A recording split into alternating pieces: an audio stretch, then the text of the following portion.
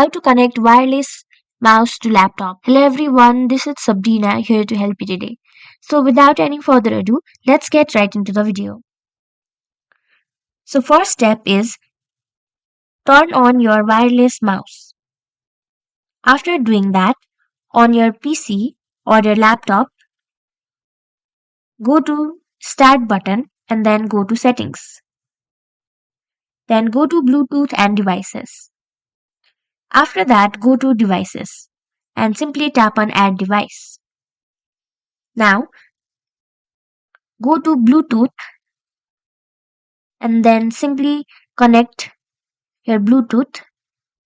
Open your Bluetooth and then your mouse will be shown over there.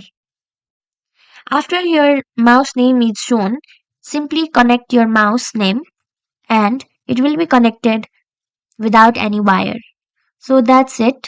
Thank you for watching this video. Make sure to like, share and subscribe to our YouTube channel. If you got any questions, comment them down and I'll catch you in the next one.